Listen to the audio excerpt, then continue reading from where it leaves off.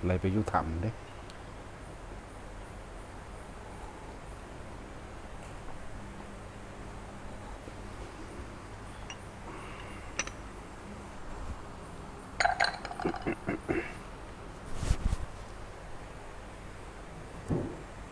เลย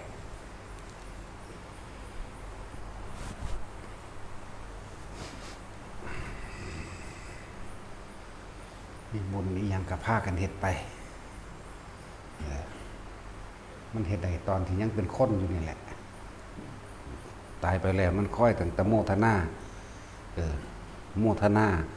กับบ่แม่นว่าโมทนาเป็นตอนตายเด้ต้องโมทนาเป็นตอนเป็นคือตอนเฮาเป็นคนนี่แหละเห็นบ่เวลาอุทิศบุญคนที่บ่เคยโมทนาหมายถึงว่าบ่มีจิตยินดีร่วมกับการกระทำความดีของผู้อื่นโมทนาบ่เป็นเอาบ่เป็นคือจังเฮาเห็นคนใส่บาตรตามถนนหนทางสาธุนำในใจของเฮาเองนะบ่หาแต่ยกมือก็ได้แต่ว่าพอที่เห็นเขาใส่บาตรปุ๊บสาธุนำเขาเจ้าเลยนะแม้กระทั่งเห็นพระย่างไปตามถนนหนทางก็สร้างสาธุนำเลยโมทนาบุญบวชเลี้ยวเข้าไปเห็นวัดนั้นวัดนี้สาธุกับทุกคนที่ได้ร่วมสร้างพุทธสถานอันเป็นธรณีแห่งหมู่สงฆ์เป็นสถานที่รองรับพระสัทธรรมก็ว่าไปนี่แหละจึงบอกให้แต่ละคนว่าพยายามสร้างกุศลสังกัปปะสิ่งที่มันบ่เบียดเบียนทำลายผู้อื่นเรื่องว่ากุศลไม่เบียดเบียนทำร้ายผู้อื่นเด้เรียกว่ากุศลให้เกิดกับจิตเรื่องว่าสังกัปปะให้เกิดกับจิตให้เกิดให้มันมีความเพียรในจิตใจของเจ้าของเองคนที่บ่เคยยินดีคือว่าไปส่วนเขาไปทำบุญวัดนั่นอะไปยังได้บัดอื่นบ้านของกะมีนี่คือโมทนาบ่เป็นไปสวดมนต์นำกันเฮาไปอันนั้นอันนี้เฮาเว้าใส่ซ้ำหรือว่ากระแทกแดกดันซ้ำนี่คือโมทนาบ่เป็นแม่นอุทิศแบบใดมันก็เอาบ่ได้เพราะมันขวางใจมันบ่ยินดีนำนะจึงบอกว่าพวกเฮานั่นน่ะสั่งสมไว้แต่ตอนเป็นคนนี่แหละว่าพวกที่บ่เข้าใจพุทธธรรมพุทธะคือรู้แจ้งจริงตามความเป็นจริงธรรมก็คือความจริงนั่นเองพวกบ่รู้แจ้งจริงตามความเป็นจริงลักษณะนั้นว่าเป็นคนที่บ่แม่นในพุทธศาสนาเขาเป็นเทวดาเป็นพรหมเลยบอกเป็นได้แต่ว่าเขาบ่เคยได้ยินได้ฟังธรรมะอันเป็นความจริงที่พระพุทธเจ้าเฮานำออกมาแสดงเขาบ่ฟังบ่เข้าใจจังซี่เมื่อสิ้นบุญสิ้นกรรมของเขาเองแล้วส่วนมากก็ลงนรกเด้เทวดาก็ดีพรหมก็ดีเรื่องสั้น ถึงแม้นว่าบัดนี้สู้ว่าบ่เรื่องสวรรค์สั้นนั่นหรือพรหมโลกก็ตามมีพระพุทธเจ้าแสดงธรรมเขาบ่ได้สนใจมาฟังเด้เทวดาเหมือนกันอยู่สั้นเดียวกันก็สร้างแต่ว่าต่างตรงที่ว่าสิ่งที่สั่งสมนี่เฮาสั่งสมกุศลสังกัปปะโดยสัมมาทิฏฐิสัมมาทิฏฐิแปลว่าเห็นตามความเป็นจริงคำว่าเห็นถูกต้องตามความเป็นจริงเห็นว่าสัตว์โลกเป็นไปตามกรรมเห็นว่าเกิดแก่เจ็บตายเห็นว่าทุกสิ่งทุกอย่างที่เกิดขึ้นมาแล้วล้วนแล้วจะเป็นความบ่จีรังยั่งยืนมีความเสื่อมถอยมีความเสื่อมแล้วก็มีความแตกดับเป็นธรรมดาเนี่ยนี่คือเห็นอริยสัจมันแหละเห็นทุกเกิดเห็นทุกของสัตว์ทั้งหลายเกิดขึ้นแล้วทุกข์เพราะความหิวความร้อนความหนาวทุกข์ความป่วย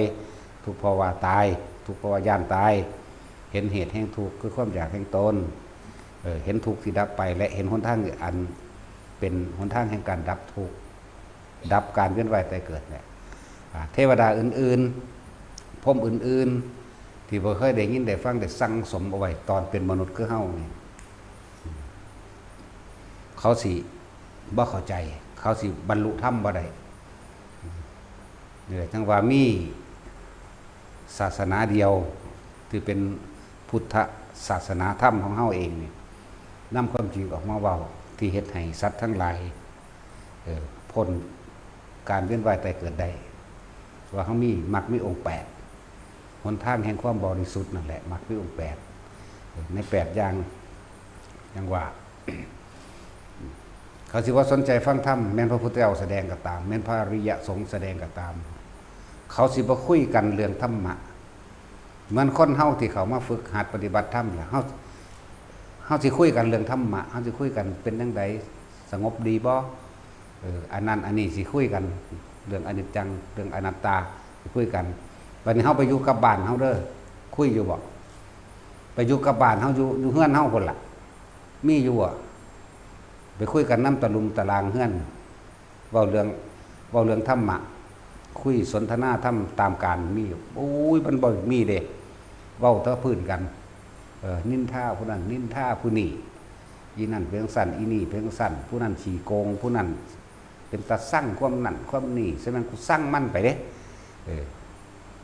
กูสิเว้าแต่อยู่ในสถานธรรมเฮานี่แหละคือสถานธรรมหรือวัดว่าอารามต่างๆที่เขาเจ้าสอนอริยสัจสี่เขาเจ้าสอนภาวนาสอนกรรมฐานนี่เว้าพวกนี้เอาประสบการณ์ของตัวของเองหรือผู้ใดก็ตามกลับไปบ้านแล้วเบิ่งดูมีผู้ส่วนบอกเรื่องธรรมะอยู่บ่มีแต่ส่วนเรื่องผู้นั้นเป็นตาสั่งแต่ว่าธรรมะเนี่ยโอ้ยบักบ้าเอ้ยผีบ้าเอ้ยไปในวัดต้องสิได้กินหยังไปเด้แต่แม่นเฮาส่วนมาวัดจังซี่โอ้ปล่อยว่างพันใดดอกว่าเด้โอ้ยแต่ปล่อยว่างได้บ่ได้มาดอกข่อยยังยากอยู่นี่ไปแนวนี้แหละถ้าคนโมทนาเป็นโอ้ข่อยไปน้ำบ่ได้ดอกสาธุน้ำเด้อนี่คือนี่โมทนาเป็นอันนี้อย่างสั้นเนี่ยจึงบอกว่าทุกคนบุญอันเกิดจากการอนุโมทนาส่วนบุญของผู้อื่นบุญอันเกิดจากทานของเขาเฮาเห็นเขาใส่บาตรเฮาเห็นเขาเอาขนมไปแจกเล็กน้อยเห็นเขาซอยเหลือน้ำท่วมเห็นเขาซอยเรือผู้เฒ่าคนแก่คนป่วยเห็นเขาเอาเงินให้หรือเอาเขาสารอาหารแห่งกับคนตกทุกข์ได้ยากโมทนาเลยสาธุนำไปเลยเฮาสิลดวานะทิฏฐิของเฮาเองเฮาสิลดอัตตาตัวตนของเฮาเองนั่นแหละมันสิหลายๆอย่างในการการถอนความเห็นแก่ตัวของเฮานั่นแหละสาธุนำโลด จะไปอิจฉาเขาพวกที่มีแต่ความอิจฉาริษยาโมทนาบุญบ่เป็นเด้พวกนั้นนั่นแหละจังว่าเวลาทำบุญต่างๆนั่นนี่ขนาดว่าก็ยังเอาวันออกพรรษานี่นรกหยุดทำการทรมานเบิดทุกนัดทุกเขตทุกหลุมทุกเขตทุกแดนเลยล่ะบัดนี้พวกโมทนาบุญบ่เป็นสวนสารกันไปซื่อได้บ่ฮู้จักไม่จักว่าล่ะสวงสร้างไปซื่อสิบ่จักไปหาส่วนบุญทั้งใดเพราะว่าบ่เคยโมทนาบ่เคยมีความยินดีจิตบ่เคยยินดีงุ่มๆงามอยู่ตามภาษาแต่ว่าก็เย็นอยู่ในชั่วขณะนึงในมือนั้นในมือนั่นแหละมือแจ้งเห็นลายมือจนว่าฮอดแจ้งเห็นลายมือใหม่นี่เป็นโดยพุทธานุภาพเป็นพุทธเมตตาแต่สิให้มาหาโมทนาน้ำญาติน้ำเยือดบ่เพราะว่าเจ้าของบ่เคยมีไว้ตอนเป็นมนุษย์แล้วท่านจึงบอกว่าสร้างเป็นอุปนิสัยไว้บางคนก็อาจจะได้มั่งบ่ได้มั่งก็มีแต่ว่าพวกประเภททั้งอิจฉาริษยาทั้งก้าวตูใส่ร้ายทั้งไล่พระสงฆ์องค์เจ้าพวกนี้แม่นโมทนาเป็นก็บ่ได้แปลกประหลาดอยู่เด้บางที่ญาติหรือหมู่คณะเดียวกันไล่กับไล่มันก็ไปอยู่น้ำกันสิไปโมทนากับไผก็บ่มีไล่พระนั่นแหละหาเรื่องพระสงฆ์องค์เจ้าทั้งหลายผู้ปราศจากกามเป็นผู้สงัดแล้วจากกามคือพระที่เพิ่นทรงศีลทรงฌานนั่นเองบ่หาแต่บรรลุอิหยังมากหรอกนาแค่ว่าเป็นผู้มีจิตใจยินดีเป็นผู้มีความศรัทธาในพุทธศาสนาในพระพุทธในพระธรรมในพระสงฆ์เป็นผู้มีความต้องการที่ขยายเผยแผ่ธรรมะหรือรักษาธรรมะรักษาพุทธประเพณีรักษาอริยประเพณีแต่ว่าบ่บรรลุกสร้างพวกนี้กำนักว่าพวกเฮานั่นพยายามน้อมเข้ามาใส่ตัวเองเด้ออันเบามานี่แต่ของเป็นบ่ บางที่คนที่บ่ถูกใจคนเคยผิดกันเขาไปทำบุญให้ฮู้จักโมทนาให้มันเป็นเด้อย่าเลือกว่าบุญก็เป็นตั้งหากบ่ได้เกี่ยวกันผู้นี้แต่สร้างมึงจะไปใส่ไปสมอีบาปหนามึงจะไปเฮ็ดจังไดก็สร้างเอาแต่ส่วนดีเข้าใจบ่นี่ให้เอาแต่ส่วนดีของเขาส่วนเลวเขาบ่เอาดอกนั่นแหละเห็นเขาทำความดีอยู่ใส่กระสร้างสาธุน้ำโลดดีแล้วบุญแปลว่าความสงบเย็นบุญนอกเป็นอะไรก็สงบภายนอกคนบ่ผิดบ่เถียงบ่ตีบ่ขาบุญในคือใจของเฮาเองบ่เราบ่ร้อนบ่กระวนกระวายบุญในบุญนอกก็คือนี่แหละนี่คือตอนนี้นี่เหตุการณ์ของเฮาตอนนี้เป็นบุญสงบสงเงียมเบิดที่บุญนอกเขาจะว่านี่สงบสงเงียมเบิดทุกคนเดี๋ยวเห็นอยู่นี่พระก็นิ่งสงบส่วนบุญในตั้งหากมันใจเขาจิตเราร้อนกังวลอยู่เฮาบ่รู้อันนั้นแต่บุญนอกกับน้อมเข้าสู่บุญในนี่เองบุญในก็คือใจมันก็สงบฟังแล้วเข้าใจฟังแล้วปราบปลื้มฟังแล้วรู้สึกว่าได้เห็นทางที่สิเฮ็ดให้เจ้าของเองเข้าสู่ความพ้นทุกข์ได้แหละตอนนี้เฮา บางคนก็มีจิตใจดีอยู่แต่ว่าสมมุติว่าเป็นคนเขาวัดเขาว่าทำบุญหรือโมทนาผู้อื่นก็เป็นอยู่ดอกแต่ว่าสุดท้ายแล้วอาจจะบ่มีภาวนาเป็นเครื่องกำกับเป็นคนมักทำทานบุญอันเกิดจากการให้ทานมั่งแต่ว่าสวดมนต์บ่เอารักษาศีลบ่เอาก็มีพลาดไปบ่นึกถึงท่านตัวเองในขณะจิตสุดท้ายที่สิตายตกนรกก็มีไปเป็นเปรตก็มียังมีความโลภอยู่อันนึงจังซี่โกรธอยู่อันนึงสิและพวกนี้ก็สิโมทนาเป็นอยู่บางทีก็เป็นญาติทั้งมาหลายกับหลายกันหลายสงไข่มันสิชื่อได้อยู่ดอกพวกตกนรกมันสิชื่อได้เมื่อวานมันเป็นคือเมื่อวานของเขาพอเขาสิชื่อตัวสุดท้ายเขาสิจดจำเป็นสัญญาอารมณ์ตัวสุดท้ายพวกนี้แม้นตกนรกมันอยู่กับหนึ่งแต่ก็สร้างกับเคิงก็ตามนับศาสตร์บ่ได้เด้อสิบอกให้อันนี้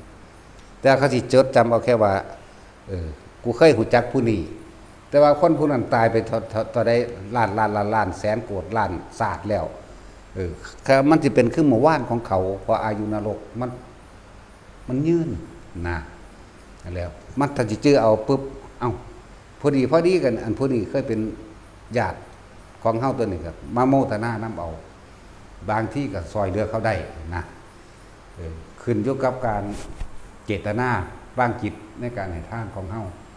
นี่คือเฮาอย่างน้อยเฮาก็แก้ไขที่ปลายเหตุให้เขาได้ให้เฮาได้พร้อมทั้งเขาทั้งเรานั่นแหละแก้ไขที่ปลายเหตุเขาได้ผิดพลาดไปแล้วนะ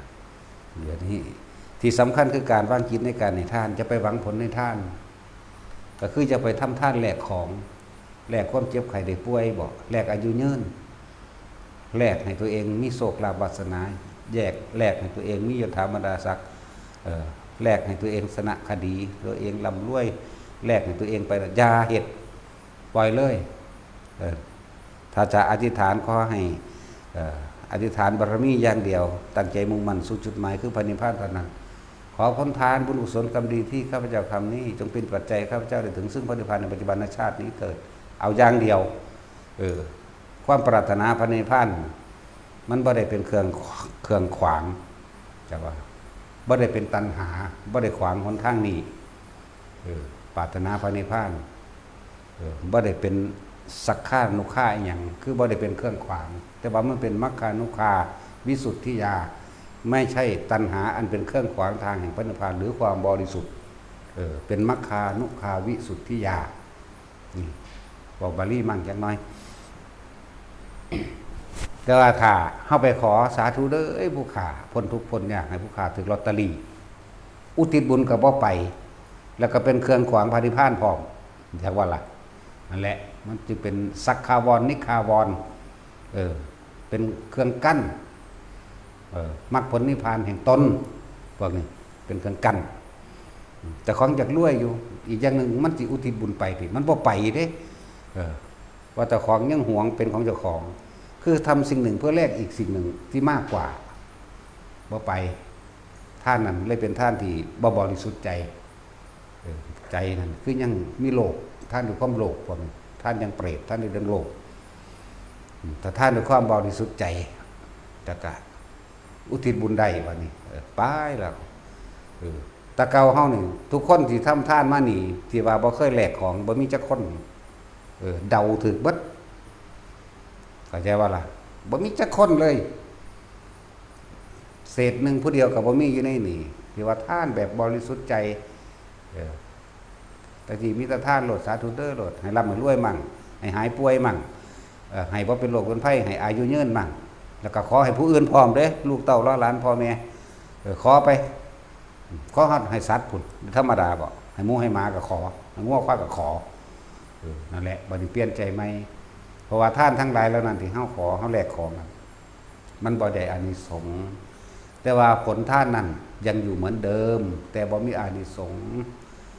อานิสงส์แปลว่าอารมณ์อันพึงปรารถนาอันเป็นสัมมาทิฏฐิ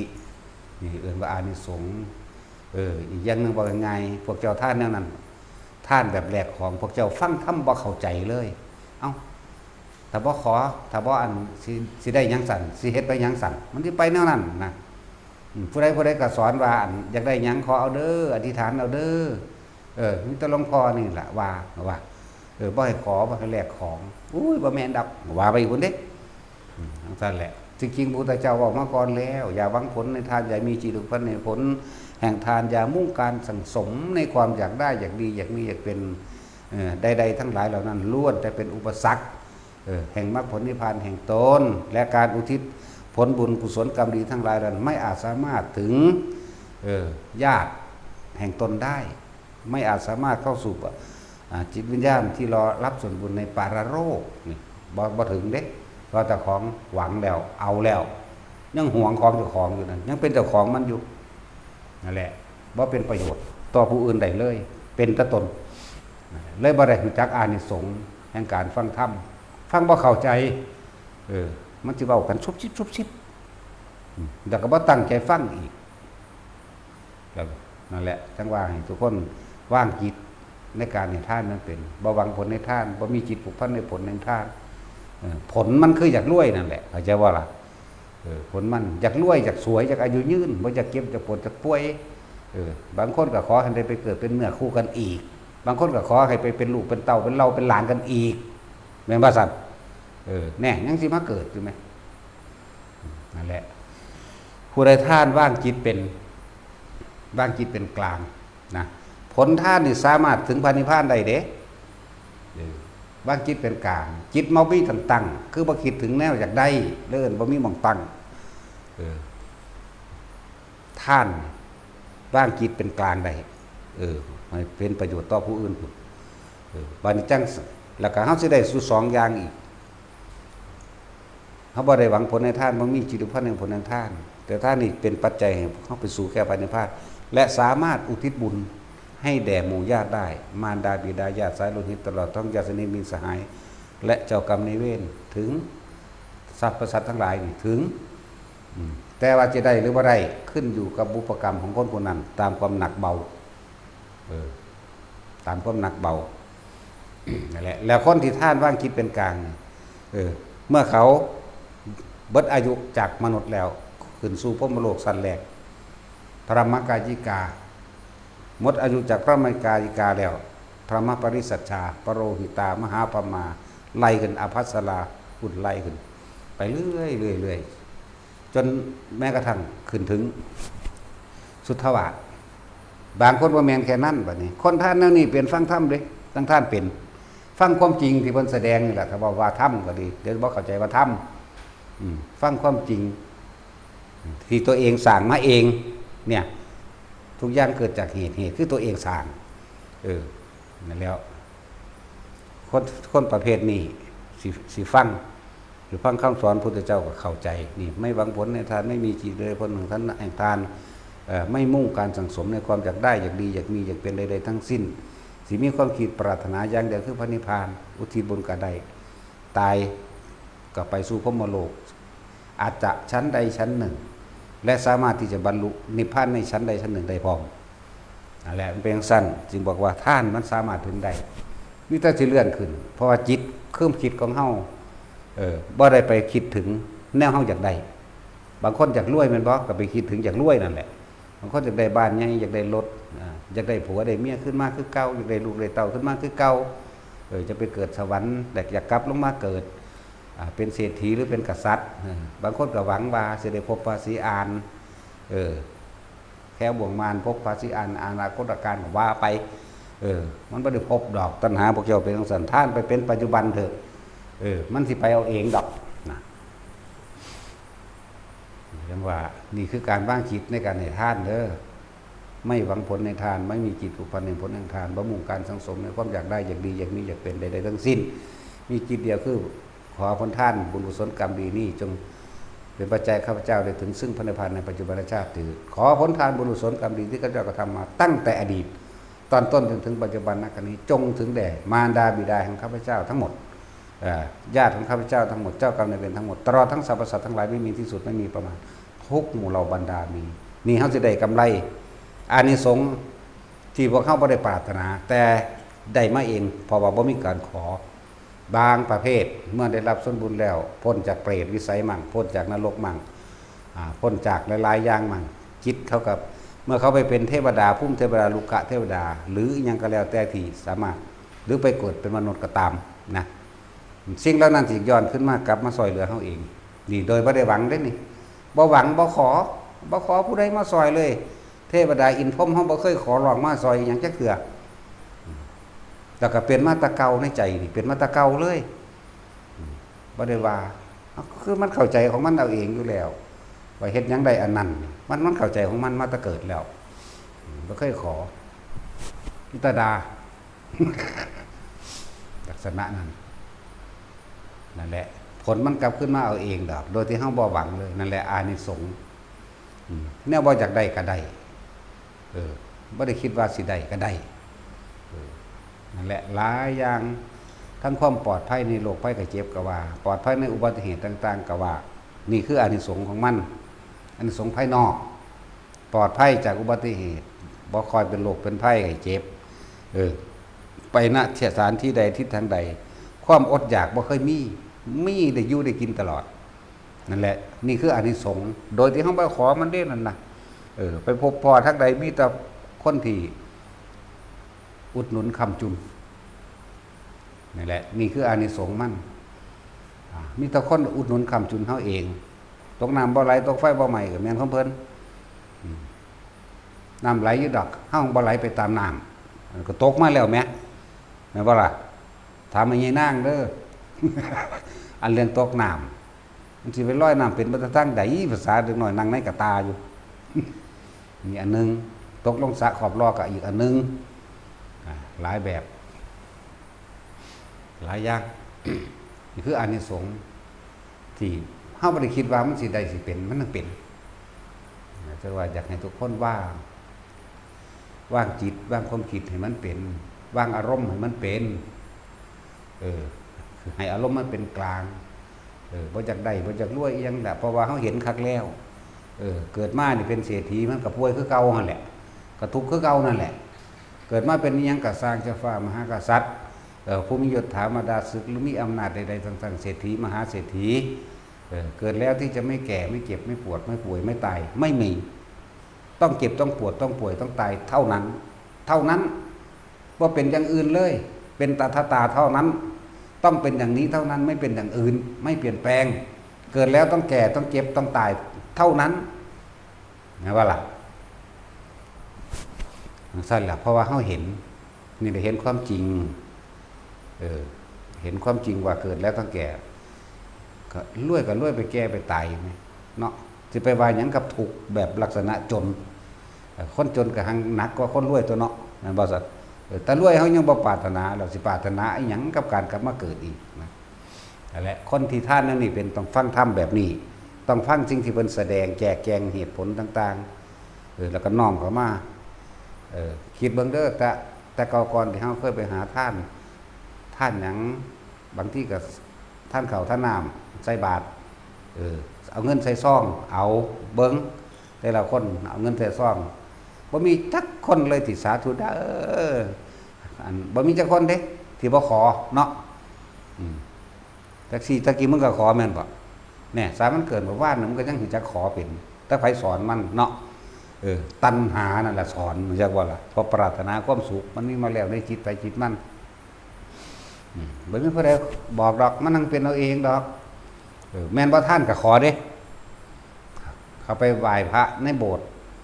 หรือพุทธรูปบางใดบางหนึ่งก็สร้างกราบปั๊บลงเอามือลูบหัวขอได้บาดนี่ยกมือขึ้นขอสารพัดเนาะแม่นบ่ยอมรับบ่ล่ะเอามือลูบหัวแบบสารพัดบางแม่พอเฮ็ดอีหยังก็สิให้มันได้มันสิได้มาแต่ทางใดนั่นแหละ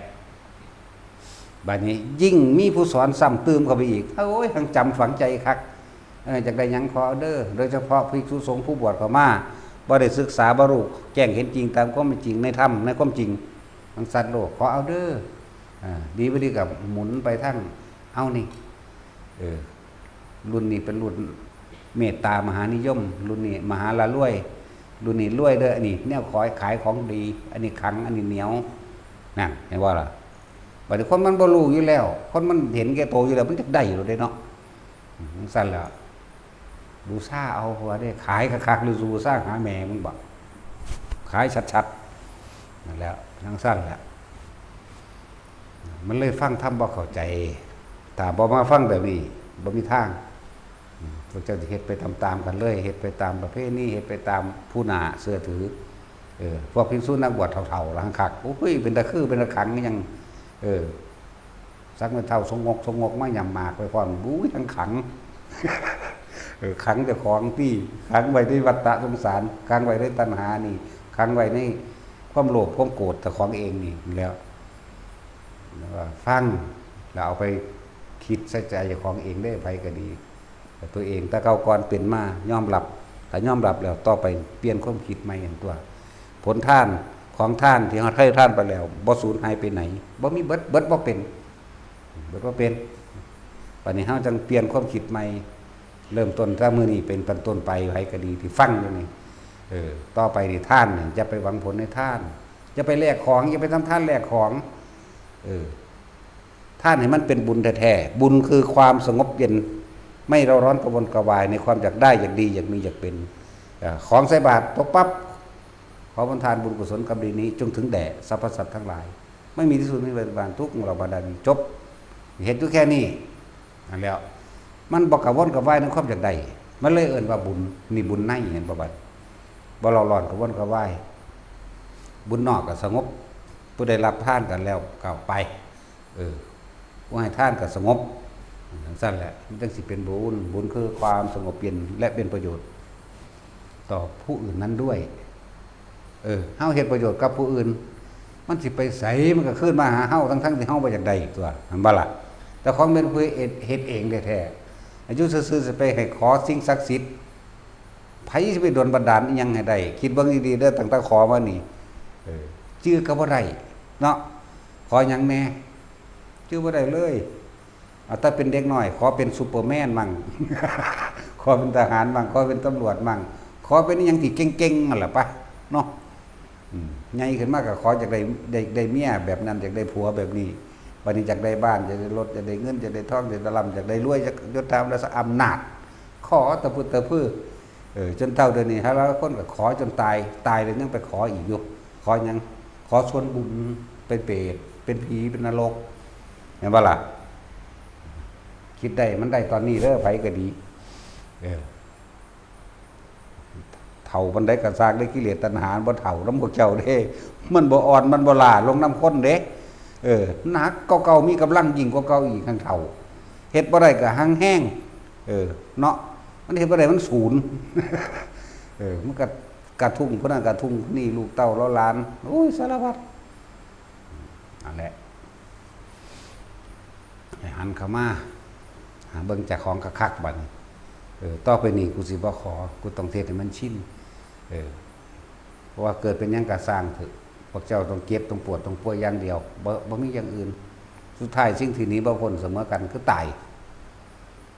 เจ็บปวดป่วยเสมอกันอีกล่ะไปตายคือเก่าอีก อะไรจังว่าน้ำตัวนี้เข้าไปพิจารณาเบิ่งท่านที่บ่หวังผลในท่านบ่มีจิตผูกพันในผลทางท่านบ่ได้สังสมบ่แลกของบ่จักได้หยังจิตความคิดบ่ไปคิดถึงความอยากรวย ความอยากสวยความอยากรอความอยากเกิดมาเป็นเศรษฐีเกิดเป็นกษัตริย์เกิดเป็นมันบ่มีความคิดมันบ่ปรุงมันบ่แต่งมันบ่มโนภาพจินตนาการไปคิดได้เป็นกลาง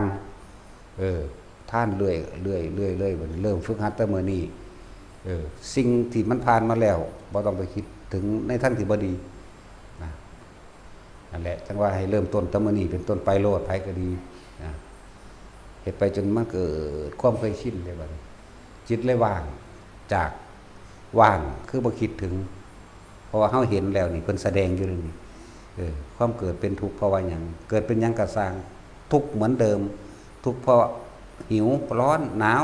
ทุกข์เพราะป่วยทุกข์เพราะว่าตายทุกข์เพราะว่าพลัดพรากจากสิ่งที่รักตายจากสิ่งที่รักสิ่งที่รักตายจากมันทุกข์เพราะว่าบ่ได้ดังใจมันนี่มันเห็นตัวนี้แล้วเห็นบ่นี่มันก็เกิดปัญญาไปพร้อมกันเลยคือเห็นตามความเป็นจริงเลยแล้วแต่คนท่าลักษณะนี่เป็นและมีความเห็นตามความเป็นจริงเป็นสัมมาทิฏฐิมาได้แล้วนะพระนิพพานก็เป็นของว่าไกลตัวเฮาเด้พระนิพพานคือหมดความปรารถนาในใจของเฮาเองพระนิพพานที่นำเฮา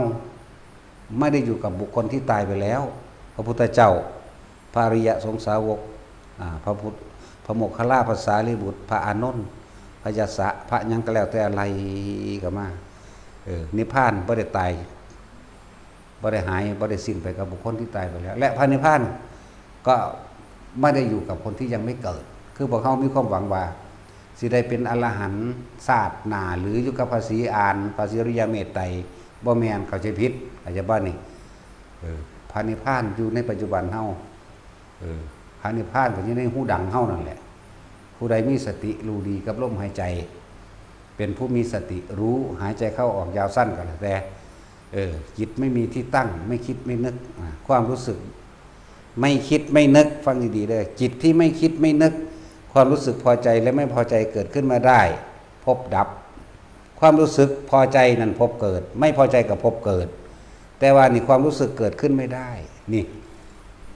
นั่นแหละพบมันดับมันเกิดไปว่าได้มันบ่มีหม่องตั้งมันไม่คิดถึงนั่นเองบ่คิดถึงในความอยากได้อยากดีอยากมีอยากเป็นแบบสวยอยากลอยยังก็แล้วแต่มันบ่มีที่ตั้งมีแต่ความรู้สึกที่เย็นเข้าเย็นออกอยู่ในโพรงจมูกเขาเองนั่นแหละมันบอกว่าพระนิพพานในหูดังเฮาในปัจจุบันต้องอยู่ในปัจจุบันพร้อมเด้ปัจจุบันคือรู้สึกตัวลมเข้าและลมออกถ้าผู้ใดฝึกจับจุดอุณหภูมิไปแล้วนั่นแหละเป็นเครื่องอยู่ดันก็เฮ็ดไปแต่ว่าเฮามีจุดหมายเดียวมุ่งสู่จุดเดียวคือพระนิพพาน การงานทางโลกแต่ละคนผ่านมาแล้ว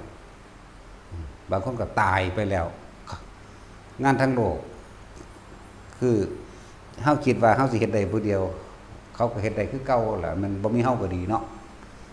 หรืองานทางโลกที่แต่ละคนเฮ็ดจังได๋ก็บ่จบบ่สิ้นดอกพอบ่เป็นได้งานทางโลกตัณหาไปว่าความอยากหาต้นไม่ได้แล้วสิจบหม้องใดคำว่าตัณหาคืออยากความอยากได้นี่บ่มีเมืองพ่อนี่หาปลายไม่มีจักว่าล่ะอย่าคิดว่าสิเฮ็ดนั่นให้ลูกก่อนให้หลานก่อนอันนี้ก่อนอย่าไปคิดสัตว์โลกเป็นไปตามกรรมเขาเฮ็ดมาแนวใดเขาก็ต้องได้รับผลของมันอันนั้นแหละแต่ถ้าผู้ใดบ่อยากรับผลกรรมมันจะวันนี้แหกออกจากความคิดเข้าใจบ่การแก้กรรมที่ดีที่สุดคือการไม่คิดถึงเรื่องเก่าๆอกุศลกรรมเก่าแม้กระทั่งกุศลกรรมเก่าดีหรือเลวก็จังไม่อาจสามารถให้ผลได้แต่เฮาแหกออกเลยแหกตรงไหนแหกตรงลมหายใจนี่แหละต้องออกจากวงจรปฏิจจสมุปบาทหรือปัจจัยการแห่งการเกิดเหตุและปัจจัยให้สัตว์ทั้งหลายเวียนว่ายตายเกิดเพราะความไม่รู้อวิชชาเป็นปัจจัยมาเกิดสังขารความบ่รู้นั่นแหละคำว่าอวิชชาเป็นปัจจัยให้บังเกิดความคิดปรุงแต่งหน้าสารพัดดีมั่งเลวมั่งล้วนแล้วแต่เป็นความคิดผิดแต่ถ้ามันบ่คิดเด้อวิชชายะตะเววะอาเสสะวิราคะนิโรธาเมื่อจิตไม่คิดนึกปรุงแต่งทั้งดีและร้ายมั่งดับล่ะเข้าใจบ่นี่นิโรธ แปลว่าดับดับหยังดับคิดดับหยุดความคิดนี่เองอยู่ในลมหายใจเฮานั่นแหละเฮ็ดเอาผู้อื่นเฮ็ดให้บ่ได้เจ้าของเฮ็ดเอาเองเดินได้แต่บอกเด้ผู้ใดที่เขามาฝึกในสถานที่นี้เฮาก็บอกเบื้องต้นให้บอกปัญญาชาญให้บอกเบื้องต้นให้สร้างฐานให้ถ้าเฮ็ดเป็นแล้วพวกเจ้าก็ไปเพียรภาวนาเอาเองตัวพยายามของเจ้าของเอาเองตัวส่วนการศิละหรือบ่ละก็ขึ้นอยู่กับพวกเจ้าอีกเด้บ่ล่ะทั้งสั้นแล้วจะว่าให้รู้จักคำว่าปัจจุบันปัจจุบันรู้ลมเข้าออกหรือบางคนก็ปัจจุบันรู้อยู่ที่อุณาโลมมั่งมีความนิ่มนวลกลางกลางหัวมั่งกลางหน้าผากมั่งทำกลางอกมั่งอยู่ซ้ำนี้บาดสิตายมันแล่นเขาลมหายใจเองดอกไผก็ดีเฮาเกิดขึ้นมาอยู่ได้ก็เพราะลมหายใจเด้ล่ะเนาะแต่ว่าบ่เคยคิดถึงลมหายใจตั้งแต่เกิดหากก็มาคิดถึงไก่สิตายดีต้นบ่ตายไปก่อนบาดเฒ่าๆนี่ล่ะเนาะเฮาอาศัยพระพุทธเจ้าได้เฮาจังรู้ได้ถามแต่ละคนเอาถ้าบ่มีผู้บอกให้คิดถึงลมหายใจเอาถ้ามันคิดถึงเอาเองเป็นบ่มีทางนี่แหละจังว่าอาศัยปัญญาโพธิการตรัสรู้ของพระพุทธเจ้าเป็นผู้บอกทางเฮาเองเอาแล้วแบบนี้เฮาแล่นแสวงหาแต่พระอรหันต์อยู่ทางอื่นผู้นั้นเป็นอรหันต์ผู้นี้เป็นอรหันต์ไปขอบารมีเพิ่นปานว่ามันเอาให้กันได้แม่ว่าซั่นอุ้ยแต่มันเอาให้กันได้เฮาบ่ฮอดพี่ดอกพุทธเจ้าองค์แรกพุ่นล่ะจักแรกยามใดเปี้ยงบัดเดียวเฮาเข้านิพพานนำเพิ่นเลยทั้งซั่นแล้วจักเพิ่นเป็นผู้จังไดพระอรหันต์ก็เลยเนาะมีแต่ความเข้าใจเอาเองไปตัดสินเอาเองว่าผู้นั้นเป็นอรหันต์ผู้นี้เป็นอรหันต์ตัวเพิ่นเองบ่ว่าจักเทื่อดอกนั่นแล้วมีแต่เฮาไปหาว่าแล้วไปขอส่วนมากไปขอรวยดอกว่ามันนี้ยังละลอยทั้งล้านล่ะไปอันประเภทว่าขอให้เพิ่นเสกสรรดลบันดาลให้จักให้รวยบางคนก็เอาใบขี้ดินไปเพิ่นเหยียบจะขายบางคนก็ไปขออยากให้เพิ่นเสกเพียงให้สอบได้เด้อให้ผ่านเด้อโอ้ยสารพัดเพิ่นบ่ได้สอนเรื่องนั้นจักเม็ดเนาะแล้วหลายอันพวกเอาใบขี้ดินไปให้เพิ่นเหยียบอธิษฐานให้แน่ว่าซั่นได้บ่ล่ะมีแต่พวกเจ้าไปประกาศขายเอาเองได้ล่ะบางคนก็ไปโอ้ยบ่มีของดีบักว่าของดีก็ในหูดังนี่ไปก็ดีแต่เฮาวางสิก็เครียดเนาะบ่จักหยังของดีมันเป็นจังไดของดีเดี๋ยวนี้ แต่เพิ่นว่าภาวนาเอาก็บ่เข้าใจเพราะวันอยากได้ของคุรูไปโลดมั้ยอยากเป็นก้อนวัตถุไปโลดบัดเพิ่นตายก็ไปหาแย่งขี้เถ้ากระดูกเพิ่นแม่นว่าล่ะว่าเว้าเรื่องผีขันย่านอยู่บาดเข้าใจว่าผู้นั้นเป็นพระอรหันต์ตายคือคันแย่งขี้ดูกระดูกขี้เถ้าเพิ่นคือบ่ย่านเนาะเอาไปแขวนข้อไว้ไปนำได้อุ่นใจเฮาเด้บาดคนตายทั่วไปก็มีคือกันได้อัฐิตัดสินตายแล้วเบิ่งดูไปเอาของเราดูเนาะบ่มีไผเอาเด้นั่นย่านผีตัดสินอุ้ยจะไปใกล้เนาะมาล่างตัดสินหลอกได้เก่งๆก็ว่าอีกมาล่างเนาะคนตายเขาเอิ้นมาล่างจังซั่นแล้ว มีแต่ออกนอกคิดหาแต่แนวมาป้องกันตนเองคิดหาตั้งแต่เอาวัตถุภายนอกเอาผู้อื่นมาป้องกันตนเองเอาผู้อื่นมาดลบันดาลอันนั้นศักดิ์สิทธิ์อันนี้ศักดิ์สิทธิ์ขนาดนับถือในพุทธศาสนาแม้กระทั่งพระพุทธรูปก็เข้าใจว่าเพิ่นศักดิ์สิทธิ์เข้าใจบ่ล่ะเพิ่นบ่ได้ศักดิ์สิทธิ์เพิ่นบ่ได้ไปเสกหยังให้ไผเฮาสร้างพระพุทธรูปเพิ่นมาเฮาสร้างเพื่อหยังเป็นธรรมเจดีย์เป็นอุเทสิกะเจดีย์เป็นสัญลักษณ์ว่านี่เป็นบุคคลผู้นำความจริงออกมาให้แก่โลกได้รู้ตามได้เห็นตามปฏิบัติตามถ้าผู้ใดปฏิบัติตามก็รู้ตามเห็นตามก็เข้าสู่ความพ้นทุกข์ได้ตัวเพิ่นบ่ได้ไปเสกหยังผู้ใดได้เด่นนั่นน่ะสังเกตเบิ่งรถพระรูปเฮาก็หลายๆอยู่นี่นั่งเฮ็ดตาลูบๆเด้บ่ได้เบิ่งคนเด่นนั่นน่ะจักว่าล่ะมันเบิ่งปลายดังเพิ่นเองทางผู้นั้นถือดอกไม้พานพุ่มมาแล้วขอปลกอยู่ถ้าเพิ่นเว้าได้โอ้ยพวกห่านี่เพิ่นก็สิว่าแล้วนั่นแล้วเพิ่นสิเบิ่งปลายดังเจ้าของเองนี่จังซั่นแหละ คำว่าศักดิ์สิทธิ์โดยภาษาแปลมาแล้วแปลว่าสำเร็จบุคคลกระทำสิ่งใดก็ช่างเมื่อสำเร็จแล้วนั่นภาษาตะกี้เอิ้นว่าศักดิ์สิทธิ์ศักดิ์สิทธิ์เราไปเอาต้มน้องไม้สุกเราไปนั่นนะต้มน้องไม้ศักดิ์สิทธิ์เราไปนั่นนะ สำเร็จแล้วเอามากินจักว่าล่ะอันนี้คือเพิ่น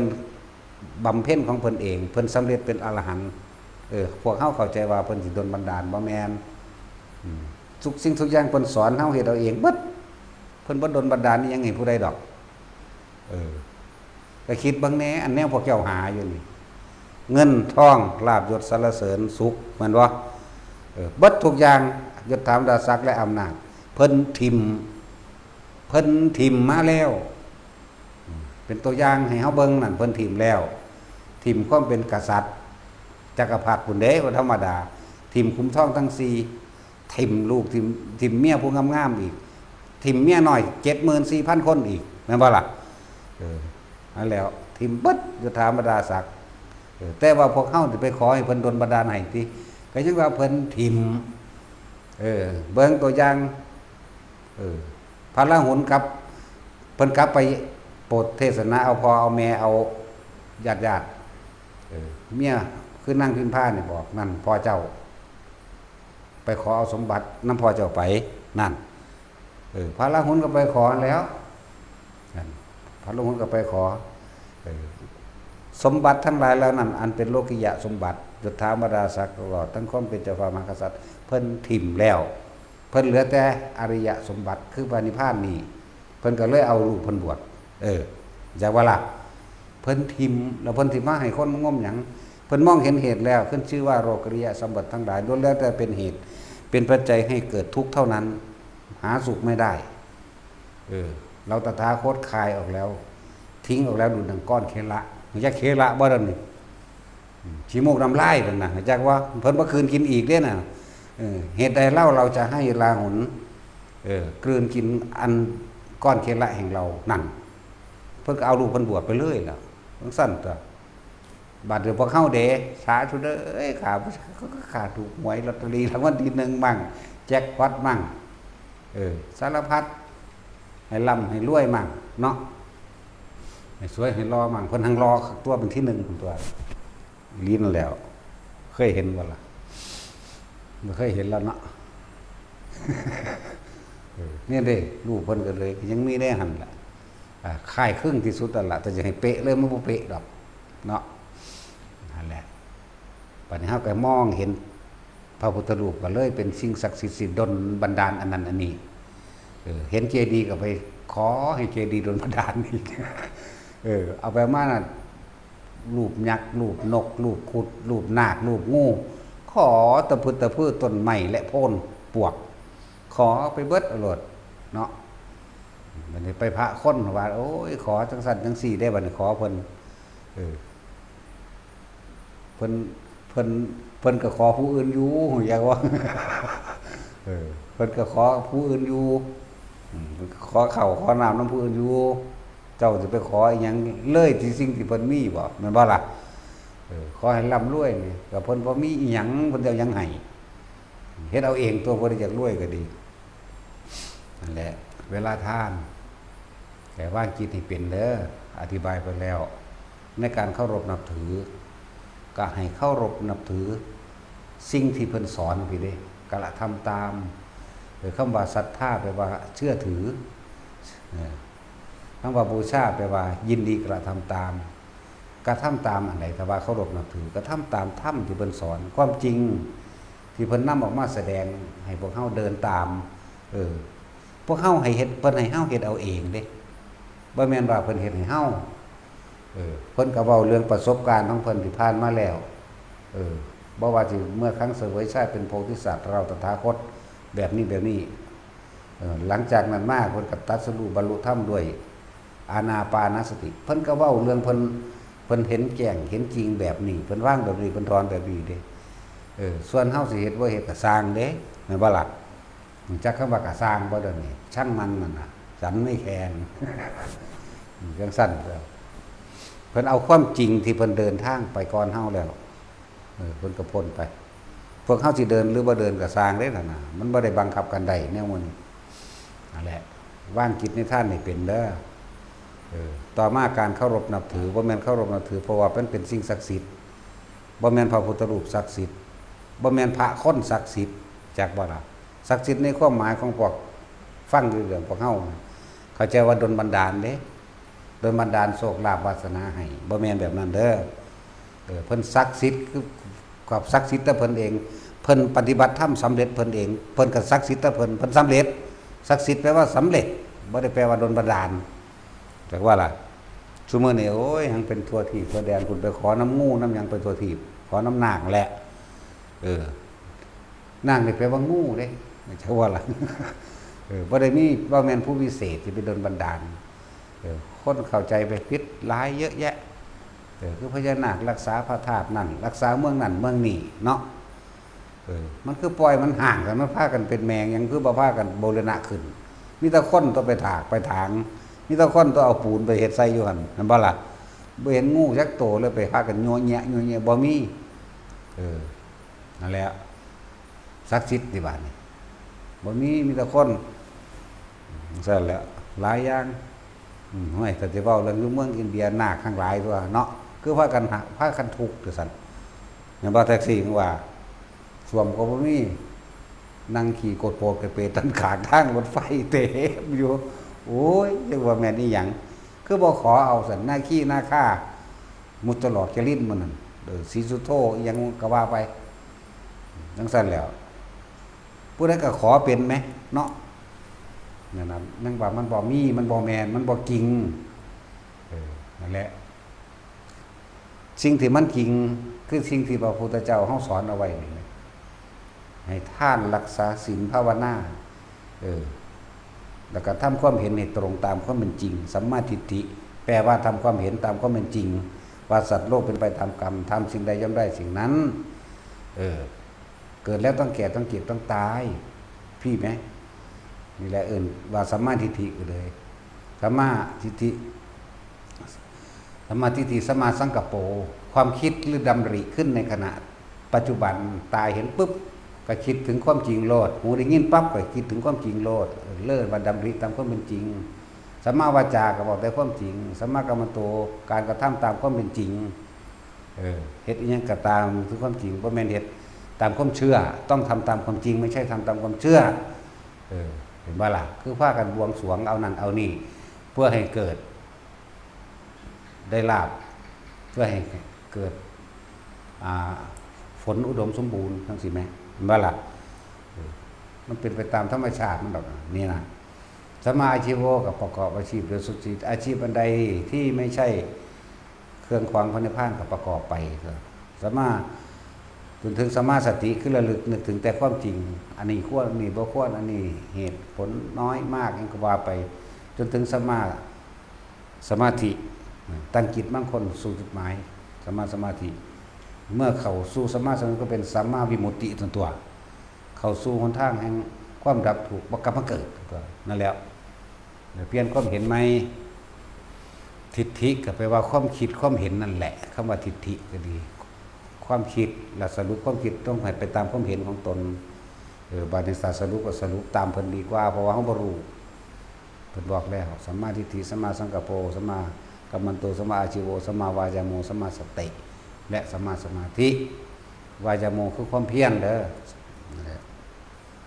นี่แนวที่เพิ่นสอนอริยสัจสี่มรรคมีองค์8และปัจจัยการหรือปฏิจจสมุปบาทเหตุและปัจจัยทั้งหลายให้สัตว์เวียนว่ายแต่เกิดเพราะความไม่รู้เพราะความปรารถนาสุขนั่นเองจึงกระทำไปต่างๆนานาสารพัดเพราะเข้าใจว่าสิ่งทั้งหลายเหล่านั้นจะดลบันดาลความสุขให้กับตนนั่นแหละความบรรลุของเฮาเองบัดนี้ถ้ามันรู้แล้วคืออวิชชาถูกเปิดเผยนี่เปิดเผยเพราะว่าทำความเห็นตามความเป็นจริงได้จึงว่าสัมมาทิฏฐินี่พระนิพพานจึงเป็นของบ่ไกลดอกถ้าเฮาคิดถูกต้องแล้วเพราะทุกอย่างร่วมอยู่ที่จิตไม่รู้ก็อยู่ที่จิตรู้ก็อยู่ที่จิตจักบ่นี่จิตนี่บ่ได้ผ่องใสมาแต่เก่าเกิดจิตนี่บ่ได้เป็นประภัสสรมาแต่เก่าเกิดจิตนี่บ่ได้บริสุทธิ์มาแต่เก่าเกิดเว้าสืบตามๆกันมาซื่อๆถ้ามันบริสุทธิ์มันสิมาเกิดได้จังได๋แม่นบ่ล่ะมีแต่คุ้มเครือด้วยอวิชชาห่อหุ้มด้วยอวิชชาเว้าสืบตามกันมาซื่อๆได้นั่นน่ะ เฮามาพิจารณาเบิ่งแล้วเข้าไปถึงมันแล้วนี่จิตนี่บ่ได้บริสุทธิ์ถ้าบริสุทธิ์บ่มาเกิดเนาะจิตนั้นประพัดสอนแต่ว่าถูกกิเลสนั้นจรเข้ามาปกคลุมว่าซั่นเอ้าถ้ามันบริสุทธิ์ที่แล้วมันสิเกิดเฮ็ดหยังแม่นล่ะนั่นแหละบริสุทธิ์คือบ่มีอีหยังว่างฝุ่นจังสิแม่นอันนี้เว้านำกันซื่อๆเห็นรุ่นนั้นเว้ามากก็เว้าต่อซื่อๆแต่เฮาเข้าไปถึงความจริงมันแล้วบ่แม่นจิตนี้บ่แม่นประพัดสอนเข้าใจว่าล่ะเป็นจังซั่นแหละ จะคุ้มเครือโดยอวิชชาห่อหุ้มเอาไว้อยู่แล้ว มันจึงมาเกิดจังซั่นแต่เฮาเข้าไปเห็นของแท้ของจริงมันแล้ว เห็นแต่ของได้มันเห็นผู้อื่นเด้จิตเห็นจิตเนี่ยมันก็สว่างไสวขึ้นมาในตนเองนี่ล่ะมันก็ว่างของมันเองดอกจิตเห็นจิตมันเห็นจังไดล่ะเห็นมันกำลังคิดมันก็หยุดทันตัวอาศัยสตินี่แหละกำกับอาศัยลมหายใจนี่แหละเป็นเครื่องหลอกเครื่องล่อเครื่องล่วงบ่ให้ความคิดมันแล่นไปมึงสิแล่นไปกูก็เห็นมึงปั๊บมึงก็กลับเข้ามาตัวดับเองเห็นแล้วดับเห็นแล้วดับเห็นแล้วดับเท่านั้นแหละนั่นแหละมันก็คอยเมื่อมันจิตมันตั้งมั่นแล้วมันมีกำลังของมันแล้วเข้าใจจิตเองจังบ่เริ่มบ่ปรุงแต่งจิตพอจิตเห็นจิตเห็นอนิจจังคือเขาไม่ให้กับความคิดนี่ก็ไม่ใช่เราไม่ใช่เขาไม่ใช่สัตว์ไม่ใช่บุคคลจิตนี้ไม่เที่ยงมีความเกิดเป็นธรรมดาคิดเรื่องนี้แล้วก็คิดเรื่องอื่นเห็นว่าแท็กซี่มึงเข้าใจบ่นี่คิดเรื่องนี้ดับปุ๊บคิดไปเรื่องใหม่อีกดับปุ๊บคิดไปเรื่องใหม่นั่นแหละจิตเป็นอนิจจังนะเฮาบ่ได้บังคับมันบ่บังคับว่าเอามึงอย่าคิดแต่แนวเร็วๆหลายนี่เป็นเราแล้วเข้าใจบ่นี่เพราะว่าบังคับมันอยากให้คิดแต่แนวดีอยากให้คิดแต่แนวดีก็เป็นเราเหมือนกันนั่นอัตตาตัวตนยังมีอยู่ถ้ารู้คิดดีรู้คิดดีก็ไม่เที่ยงคิดร้ายก็ไม่เที่ยงล้วนแล้วถ้าเป็นเรื่องของมันเองเป็นมันคิดคำว่าอนัตตาคือหยังขาดจากอารมณ์ความรู้สึกในความพอใจและไม่พอใจเบิดความยินดี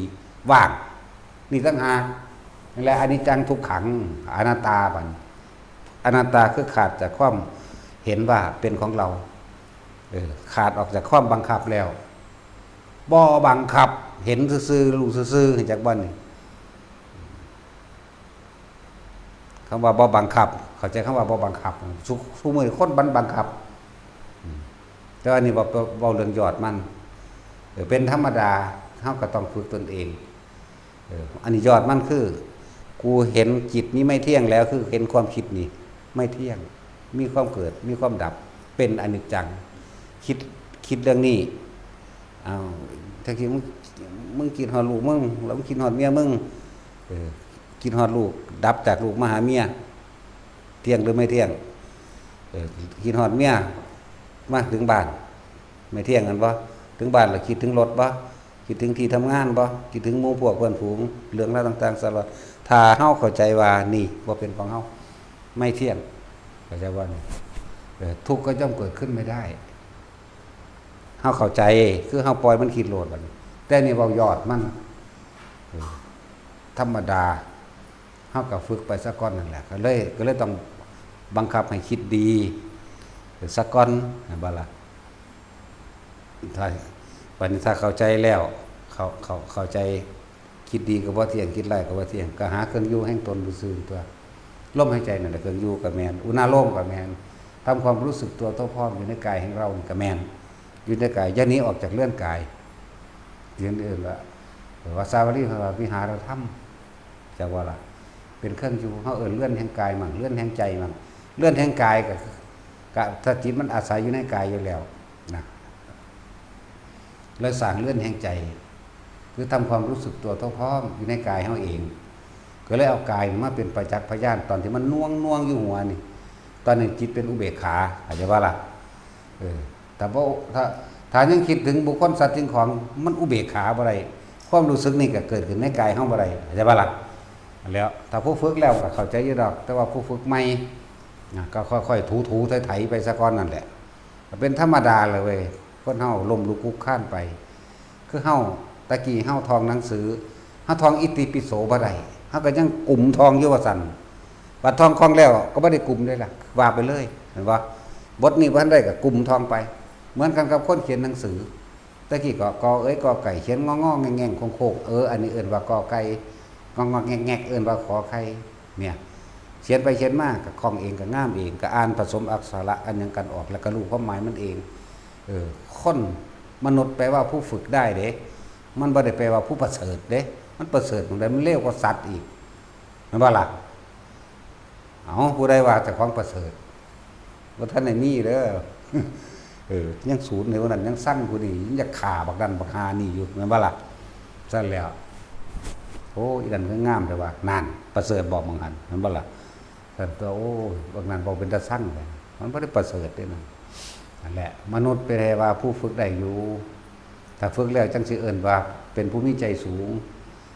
สูงซื่อๆได้บ่ทันได้ประเสริฐอยากว่าล่ะจังซั่นแหละฝึกไป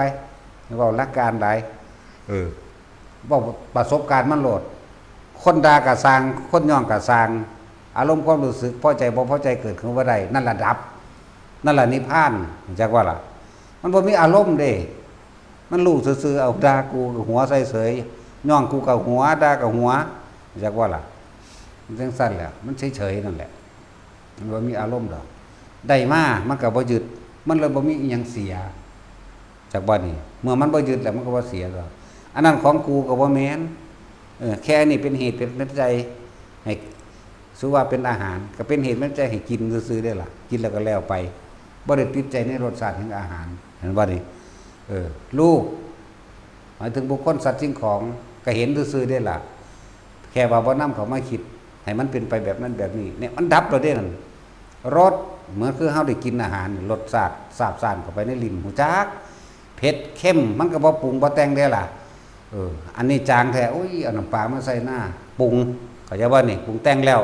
จิตเนี่ยตัวนี้ปรุงแต่งแล้วอารมณ์เกิดแล้วมีความพอใจในรสชาติแบบนี้เหมือนดังวานเหมือนดังอาทิตย์ที่แล้วเกิดแล้ว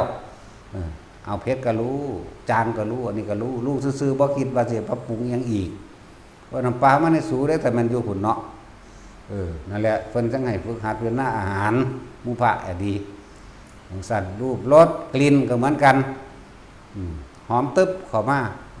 ผู้ใดปลูกผู้ใดเอาดอกไม้มาว่าเขาบ่คิดเด้รู้จักว่านี่หอมก็ฮู้หอมดอกมะลิก็รู้ดอกมะลิ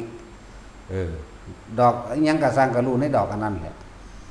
หอมกินแปลกๆสิบ่มีในโลกเขาก็รู้ว่าแปลกๆแต่เขาบ่ไปคิดเด้โอ้ดอกไม้สวรรค์ก็บ่ว่าได้ซื่อๆอยู่นั่นแหละหยุดคิดเข้าใจป่ะนี่ว่าหยุดคิดในปัจจุบันที่กระทบนี่แหละรูปรสกลิ่นเสียงเขามากันงงเงงอยู่ก็เหลียวเห็นอยู่ไงก็บ่ได้คิดเลยมันแย่งหยังกันวะบ่คิดเข้าใจว่านี่บ่คิดบ่นึกเสียงห้องแบบนั้นแบบนี้ก็หูยินเห็นบ่ล่ะรูปรสกลิ่นเสียงรู้สึกทางกายแต่คิดว่าคิดว่านึกความรู้สึกพอใจและไม่พอใจเกิดมาได้พบมันกระดับตัวนี่เว้ายอดมันแล้วแต่ว่าวิธีการฝึกเขาต้องหาเครื่องอยู่สะก่อนฝึกสะก่อนผู้เขาฝึกแล้วเขาบ่ฝึกอีกหรอกคือคนขับรถนั่นแหละเห็นปะเฮาขับรถนี่โอ้ยพวกมาไล่เลี้ยวซ้ายเลี้ยวขวาแนมคือยังเนี่ยกระจกซ้ายกระจกขวากระจกหลังแนมเดี๋ยวเบิ่งฮอดเบรกตีนก็เลยเนาะสิเบรกก็เลี้ยวเบิ่งเบรกเด้สิคาดก็เหยียบคาดก็เลี้ยวเบิ่งอีกเด้สิเลี้ยวก็เลี้ยวเบิ่งพวกมาไล่อยู่ได้บ่ได้เบิ่งทางหน้าเด้เนาะสิเข้าเกียร์เขานึงเบิ่งเกียร์พี่เด้นั่นล่ะเพิ่นว่าฝึกแต่ถ้าฝึกคล่องแล้วบ่เบิ่งหยังเด้ล่ะขึ้นไปปุ๊บปั๊บก็ขับไปเลยเนาะอันนี้ก็เหมือนกันคนมันฝึกได้ฝึกได้บ่มีผู้ใดเฮ็ดให้เฮาพ้นทุกข์ได้นอกจากตนเองเด้อเกิดก็มาเกิดเองกิเลสนี่เป็นดุจดังมารดาตัณหาคือความอยากเป็นดุจดังบิดานั่นแหละบิดามารดาแท้ๆละเงาข้อมูลของเฮาคือตัณหาและอุปทานนี่แหละจากว่าคือกิเลสและตัณหาของเฮาเองเด้อมาเกิดเองเด้มาเกิดเพราะว่าหยังปรารถนาสุขแต่ว่าความทุกข์บ่มีใครปรารถนาดอกแต่มันก็ได้มาเพราะสุขกับทุกข์มันเป็นของติดกันถ้ายังปรารถนาสุขอยู่ทุกข์เจ้าบ่ปรารถนาเจ้าก็ได้ถ้าเจ้ายังเกิดอยู่เข้าใจบ่ล่ะสรรเสริญคนส่วนมากก็มักย่องอยากให้คนย่องอยากคนย่องเนาะเมื่อมีคนย่องแล้วมันก็มีคนด่าคือเก่าตัวสรรเสริญกันนี่ถ้าก็เป็นของคู่กันมั้ยเรื่องสั่นตัวจังซั่นแหละได้มา เจ้าบ่อยากเสียดอกเจ้าอยากรักษาไว้เจ้าบ่อยากสูญเสียมันไปมันก็เสียคือเก่าเพราะว่ามันเป็นแบบนั้นของมันทั้งสั้นแล้วได้มาเสียไปได้ยศก็เสื่อมยศแต่ลาภก็เสื่อมลาภแต่คนบ่ถือว่ามีหยังเสื่อมเด้คนเราบ่มีหยังได้พร้อมนั่นแหละมันเป็นลักษณะนั้นขาดจากความเป็นตัวตนขาดจากความรู้สึกที่พอใจเราพอใจคำว่าอนัตตาเป็นจังซั่นคำว่าสุญญตาเป็นจังซั่นสุญญตาวิโมกข์ก็เป็นจังซั่นคำว่านิโรธก็เป็นแบบนั้นแบบบ่มีความรู้สึกจากว่าล่ะสื่อของคำว่าพระนิพพานมัน20สื่อ30สื่อพุ่นเด้มันบ่ได้น้อยเด้ว่าง่ายๆดับเย็นดับหยังดับคิดถ้ามันบ่มีความคิดในความใดดีมีเป็นในอย่างแล้วความรู้สึกเฮามันเดาร้อนกับวนกับว่ายบ่ล่ะบ่จักว่าล่ะทั้งสั้นตัวดับเย็นแต่ของเฮ็ดเองเด้มาเกิดก็มาเกิดเองเด้อถ้าสิหยุดเกิดก็ต้องของหยุดเองเด้พุทธเจ้าวางแนวทางไปแล้วพุทธเจ้านำประสบการณ์พระองค์เองเป็นตามความเป็นจริงมาแล้วสิเฮ็ดตามบ่เฮ็ดตามเพิ่นก็บ่งึดดอกเนาะจักว่าล่ะเฮ็ดเจ้าก็ได้เองบ่เฮ็ดเจ้าก็บ่ได้เองนั่นแหละว่าค่อยๆฝึกไปสักก่อนแต่ละคนอย่าเพิ่งเอายอดมันจากจริงได้ยินได้ฟังมาถ้าว่าเอายอดมันโอ้ยมันยากก็อย่างนี้เนาะค่อยๆเริ่มต้นไปที่ละก้าวตัวจะสิพูดถึงเรื่องก้าวของมันก็ก้าวที่10ก็คือสู้อุเบกขาตัวก้าวที่1ทานเห็นบ่ซั่นก้าวที่2ศีลก้าวที่3เนกขัมมะคือภาวนานี่แหละก้าวที่4คือปัญญาวิริยะขันติสัจจะอธิษฐานะก้าวสุดท้ายคือก้าวที่อุเบกขาแม่นบ่ก็ค่อยๆไปจังซี่ตัวแล้วย่างเข้าไป19ก้าวที่10ก็โดดเข้าสู่ความว่างนั่นตัวว่าฝึกไปเฮ็ดไปเรื่อยๆถ้ามีโอกาสจะบ่นี่ตอนนี้เฮามีโอกาสเฮาก็เริ่มต้นท่านก็อย่าแลกของอย่าไปหวังผลท่านที่มีจิตพันธ์ผลท่านอย่าไปสั่งสมก็อยากได้อันนั้นอันนี้เนี่ยบัดนี้เฮาสิคิดยากเรื่องศีลเดี๋ยวนี้สิบอกเทคนิคและเคล็ดลับให้เรื่องศีลมันก็บ่เป็นของยากหรอกศีลมีอยู่3ส่วนถ้าสิเว้าสมาทานไตรวิรัตนี่คือแต่ของบ่ทันได้รู้จักแล้วไปขอให้พระแนะนำให้ขอให้พระแนะนำให้เลื่อนว่าขอจากพระเรียกว่าสมาทานไตรวิรัตพวกเฮาเอาเตรียมตัวไว้พระรับศีลเด้อเอมินาสกาเลนะแต่ว่ามันรักษาบ่เท่านั้นแหละพระเพิ่นบอกเพิ่นสอนให้ว่าเจ้าอย่าฆ่าเด้อเจ้าสิอายุสั้นพันตายเจ้าอย่าลักเด้อเจ้าสิสูญเสียนั่นนี่ก็ว่าไปบัดนี้ก็เจตนาไตรรัตเริ่มตั้งใจในตัวของเริ่มตั้งใจกูฮู้จักแนวทางแล้วกูเลยตั้งใจเจตนาเอาในการสิรักษานี่เรียนของศีลซะก่อนสมุเจตไตรวิรัตคือรักษาเสร็จสิ้นแล้วเป็นปกติคือใจบ่คิดบ่นึกแต่ว่านี่มันยากในการว่าบางคนก็ยากนำกันหาอยู่หากินขาปูขาปลาขายเป็ดขายไก่ขายเนื้อขายง้อขายควายอยู่ก็เอาปล่อยไว้ซะก่อนถ้าฟังธรรมเข้าใจแล้วศีลเฮาสิบริสุทธิ์ด้วยอานาปานสติเวลาใดก็ช่างไหลรวมมาแล้วนี่บารมีทั้งหมดสิมาร่วมกันตรงที่รู้ลมหายใจเข้ารู้ลมหายใจออกเป็นผู้มีจิตหนึ่งเป็นผู้มีสติระลึกรู้สึกเพียงลมเข้าลมออกมั่งนี่ก็บางคนก็รู้ได้ซ้ำนี้บางคนก็เกิดความรู้สึกโตในอุณาโลมมั่งหรือนิ่มๆตรงกลางหัวมั่งหรือว่างๆโล่งๆตรงระหว่างตามกลางอกมั่งท้องมั่งก็แล้วแต่ตัวนี้คำว่าศีลตัวนี้สิเป็นบริสุทธิ์เลยบริสุทธิ์มั่งไม่บริสุทธิ์มั่งก็ช่างมันเพราะว่าเฮาบ่ทันได้เด็ดเดียวกล้าหาญพอบ่ทันนี้มีผู้ใดกล้าหาญเด็ดเดียวในการทิ้งเข้าใจบ่พระนิพพานนี่จำต้องทิ้งทุกอย่างพระนิพพานจำต้องแลกด้วยชีวิตจากบ่แต่ว่าเฮาบ่ทันได้กล้าทิ่มอีหยังดอกแม่นว่ายังนอนเฝ้าหูเหี่ยวอยู่หูจักหูเหี่ยวว่าล่ะหูจักว่าแท็กซี่มึงนั่นแหละบ่แม่นมึงเฝ้าของมึงได้มึงเฝ้าของผู้อื่นบุญ มึงก็เฝ้าของเมียมึงก็เฝ้าของมึงเข้าใจบ่นี่นั่นเลยเอิ้นว่าหูเหี่ยวไว้บ่เข้าใจบ่นี่หรือสิแปลผู้ชายก็เฝ้าหีนั่นน่ะหูจักว่าล่ะนั่นเลยเอิ้นว่าหูเหี่ยวพวกเจ้าบ่ทันได้กล้าทิ่มบ่ทันได้เด็ดเดียวเด็ดขาดเพราะว่าสิทิ่มของเรานั่นได้ขนาดบ่มีมันก็ยังมันเฝ้าอยู่ได้หูจักบ่ผู้บ่มีเมียก็เลยอีตายังวะตาไซมอนท ท่าขี้ไล่บ่มีไผเอาก็ยังมีความหวังว่าโอ้ยจากใดผู้นั้นผู้นี้ยังเฝ้าเนาะนี่ตาเฒ่ามักเลาะมักแวะมันก็คือกันนั่นแหละทิมได้ว่าเจ้าเฮ้ยถ้าทิมได้ก็โกนหัวตัวป่านนี่เนาะเฮ้ยนั่นสุสองคนละด่ายากบ่ได้ยากนำแนวอื่นอยากนำหู้เหี่ยวล่ะไปก็ดีแม่นว่าล่ะพวกเจ้าว่าท่านเด็ดขาดว่าท่านเด็ดเดียวว่าท่านกล้าหาญบ่กล้าทิมลองทิมลองเบิ่งดูมันก็ได้ทันตัวทิมหู้เหี่ยวนี่แหละบ่ได้ทิมแนวอื่นดอกเพราะว่าทุกอย่างพวกเจ้ามาจากหู้เหี่ยวเรียกว่าราคะแปลว่าความยินดีพอใจในรูปในรสในกลิ่นในเสียงพอใจในผู้หญิงนั่นแหละผู้ชายก็พอใจในผู้หญิงผู้หญิงก็พอใจในผู้ชายพวกเจ้าสร้างบ้านสร้างเรื่องแปลงบ้านแปลงเรื่องขึ้นมานี่แปลงเฮือนขึ้นมานี่หาอยู่หากินหาดิ้นรนให้ร่ำให้รวยก็อันเดียวนั่นตัวพาพวกเจ้าสร้างแม่นว่าล่ะก็อันเดียวนั้นตั้งแต่กี้ว่าท่านได้สร้างหรือว่าท่านได้เอากันเนาะอยู่ไผอยู่มั่นอยู่เป็นเด็กน้อยอยู่เนี่ยเอาบัดนี้ไงมาได้กันแล้วนี่โอ้ยสร้างอนาคตว่าเด้จะได้บ้านหลังจังสั่นจังซี่อยากได้ดินบางหันอยากได้หน้าบางนี้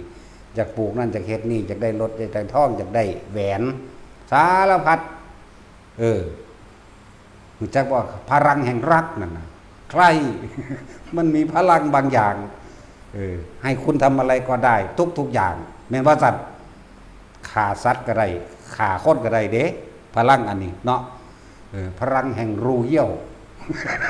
แม่นว่าล่ะมันต้องบอกตรงๆถ้าว่ามีผัวว่ามีเมียเป็นเครื่องกระตุ้นกันมันเฮ็ดบ่เฮ็ดเด้แต่พวกนี้เขาบ่หาเด้เนี่ยบ่หาแล้วแต่หิแมงเพียงใดเด้ต้องสั่นแล้วพวกเจ้าต้องหาถ้าพูดถึงกระดันกันอยู่เพราะจำนั้นแล้วเห็นว่าคนเขาได้หยังมากคนนอนตายอยู่นี่บ่ได้ผู้เมียอะไรผัวผู้ผัวกับอะไรเมียคือกันเด้เนาะเด้นั่นแหละพลังแห่งรักใคร่บัดนี้ค่าเทอมลูกค่าด้านค่านี่น่ะมีลูกมาแล้วอยากได้นั่นอยากได้นี่มาแล้วแม่นยังกันสร้างพวกเจ้าหู้เหี่ยวตัวสร้างกันอยู่หั่นเนาะตีฆ่ากันเองก็ย้อนอันเดียวนี่ตัวมันหวงกันแม่นว่าล่ะฆ่าผู้อื่นก็ได้ฆ่าสัตว์ก็ได้ลักของก็ได้ขี่ตัวโกหกพกล้มบังคับข่มเหงใจกันข่มขืนใจกันเนี่ยข้อที่1ฆ่าสัตว์ตัดชีวิตฆ่าคนก็ได้ฆ่าสัตว์ก็ได้แม่นบ่ข้อที่2นี่ศีล5นี่ลักทรัพย์คนก็ได้ลักทรัพย์สมบัติของสัตว์ก็ได้เห็นบ่นี่กาเมสุมิจฉาจารานี่บังคับข่มเหงข่มขืนใจก็ได้บ่แม่นแต่ว่าสิข่มขืนกายเด้ข่มขืนใจก็ได้เดี๋ยวบังคับใจเขาแม่นว่าล่ะตัวบังคับใจดีมันหลายกว่าซุมื้อนี่บ่อยากให้ไปหันบ่อยากไปดีมันหึงอยากว่าล่ะบ่อยากให้ไปงานเลี้ยงหมู่บ่อยากให้ไปนั่นนี่ถ้าเมียสิไปผัวก็หวงไว้ถ้าผัวสิไปเมียก็หวงเลิศว่าบังคับขืนใจแม่นว่าล่ะแล้วโกหกทำให้ผู้อื่นเสียชีวิตทรัพย์สินก็ได้เนี่ยดื่มสุราและเมลัยก็ได้เด้เมาก็ได้เอาถ้าสมหวังก็กินเหล้าได้คนเนาะผิดหวังก็กินเหล้าได้เป็นแมงมันคือเป็นแนวนี้ ดีใจก็กินเหล้าเนาะเสียใจก็กินเหล้าเป็นธรรมดาบ่นะนี่แล้วกระต้นนี่แล้วขาเจ้าของก็ได้ไหมแม่นบ่ละบาดนี่บางคนอกหักผิดหวังนอนหู้เหี่ยวนี่แหละขาดตัวตายก็มีพวกผู้หญิงกระโดดตึกก็มีโดดน้ำก็มีผูกคอก็มียิงเจ้าของก็มีพวกผู้ชายก็เหมือนกันแม่นบ่ล่ะขาผู้อื่นก็ได้ขาเจ้าของก็ได้จักว่าพลังแห่งหลักพลังแห่งอันนี้แหละเอาเถอะแม่พวกเจ้าบ่ดิ้นรนก็บ่ได้ย่านว่าตัวเองบ่มีสุขย่านตัวเองบ่มีอยู่ดีมีสุขจากมีบ้านแบบมีห้องแอร์ได้บัดนี้มีบ้านนั่นน่ะดีก็ได้แบบนั้นส่งนี่ส่งสเปนสปานไปได้บัดอยากติดแอร์อยากได้รถแบบนั้นอยากได้รถแบบนี้ดิ้นนั่นว่าล่ะกามาบำรุงบังเลออันเดียวนั่นแหละจะมาบำรุงหยังถ้าผู้ใดขาดออกจากกามได้บ่มาเกิดเด้เพิ่นเอิ้นว่าพระอนาคามีเป็นผู้มีความอะไรในรูเยี่ยวเข้าใจว่าเข้าใจมักเลาะมักแวะอยู่นี้แล้ว อันใดเฮ็ดออกๆขึ้นก็เฮ็ดน้ำมันเดียวนั่นแหละบ่ได้เฮ็ดน้ำอื่นขนาดผู้บ่มีเมียเนาะมันยังมีความหวัง ยังหวังว่าผู้นั้นสิเอาอยู่ ยังหวังสิไปกีบอยู่สร้างชีวิตเจ้าของให้มีเงินให้มีรถให้มีแนวนั้นแนวนี้เพื่อหยังสิไปล่อเอาเขาแม่นบ่ล่ะขนาดบ่มีเด้มันยังล่อเอาอยู่นั่นมันยังให้สร้างได้เด้เพราะมันมีความหวังแม่นบ่ล่ะแล้วถ้าผู้ใดถอนตัณหาอุปทานตัวนี้ถอนราคะค่าแปลว่ายินดีพอใจในรูปลักษณะท่าทางของบุคคลที่เราพอใจนั่นเพราะรสเพราะกลิ่นเพราะเสียงรูปรสกลิ่นเสียงนี่แหละเป็นเสบียงแห่งทุกข์ให้สัตว์ทั้งหลายเว้นไว้แต่เกิดเพราะพวกเจ้าปรารถนาอันเดียวนี่แหละเข้าใจว่าพญาค้อนเจ้าผู้นั้นมีเมียหลายเด้น่ะว่าเอาผู้นี้แล้วก็สิพ่อบ่พ่อกูไปเอาผู้อื่นอีกนั่นแม่นว่าล่ะว่าผู้หญิงก็คือการว่ากูจะเอาผัวผู้เดียวบ่แม่นนะเพิ่นกูสร้างบักหานี่บ่ดีกูไปเอาผู้ใหม่แน่ก็ยังเอาอยู่ยังก็บ่เที่ยงบ่แท้จักแนวดอกเนาะเท่าคักบันไดกระสังมันยังอยากได้อยู่เด้ยากอันนี้โอ้ยอีแม่มันนี่เนาะเอาสวัสดีท่าน